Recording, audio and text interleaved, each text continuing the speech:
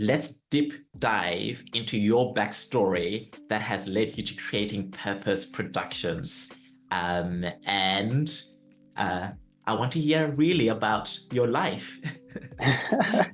Yeah, so there's a lot to it. It's sort of a long story. I suppose the best way to give context is I grew up here in Melbourne, and I grew up in public housing, so commission housing flats in a suburb called Hyatt. And times growing up are really, really tough, mainly because we just had no money growing up, and both my parents were dealing with serious mental health issues, and they were long-term unemployed. And sometimes people ask about this story, they're unsure as to why there was the long-term unemployment. And really what it came down to is mental health problems and substance abuse. So growing up, me, my little brother and sister, we just had a life that was very hopeless. And really, my entire childhood was just this experience of stress, sadness, things not working out at all, and just feeling that nothing's moving forward. It was a really challenging and difficult time growing up. No child should ever have to go through that. The idea of going through childhood is a safe home with empowered parents and opportunities for children. But you had the opposite of that. And so how then did you either break through all of that to create the life you have today? It's a good question because there's been lots of different parts of how I've been able to get out of that situation. And I think just to give a bit of context on there as well, I think all throughout growing up, I always wanted to have a better life. Like I was always imagining if things could be better or hoping that things would be better. Even before I got into any type of self-development, I had the intention of imagine what it would be like if, we had a little bit more money, or maybe like one day, I could get a job, or one day I could have like my own partner, and then, eventually ended up meeting my wife. But all these things right at the start, I just remember this deep feeling of wishing and hoping and feeling like it was so out of my reality to get those things.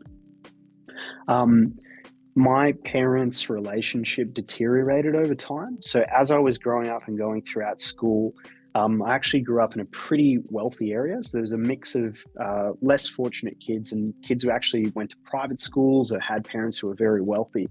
I was part of this whole mix, but little did anybody know that at home I was dealing with this constant turmoil and fighting between my parents, where on a regular basis there would be shouting, screaming, threats of violence, threatening to call the police, like just the home sort of completely hostile.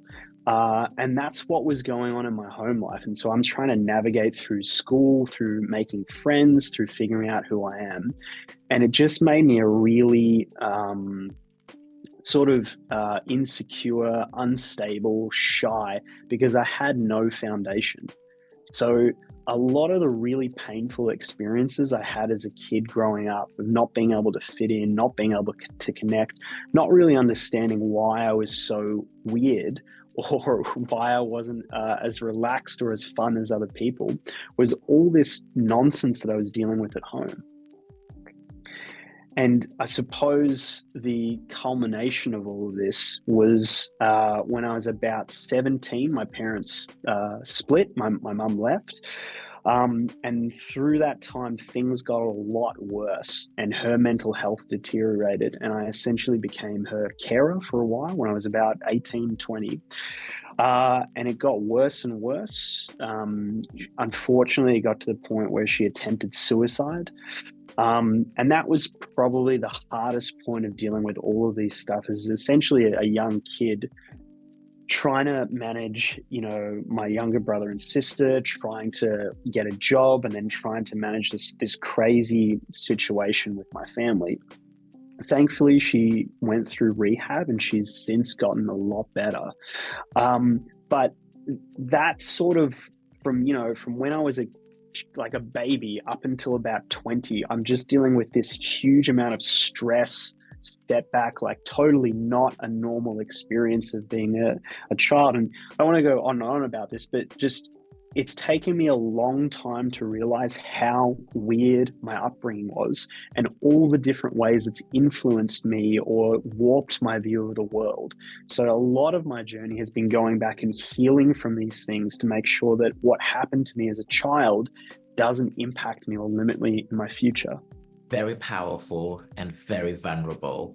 What I related to was, as a child, you had that hope of what life Mm, could be in the future. That was me too, growing up in Zimbabwe. I was yeah, like, I dared to dream, like, what would it be like to actually go overseas? What would it be like to yeah, actually go and do a course in forensic science, which never existed in Zimbabwe? What would it be like to be in a country that respected human rights? Even that in itself sounds ridiculous to say, but that was some of the things I dreamt about. So I could really resonate.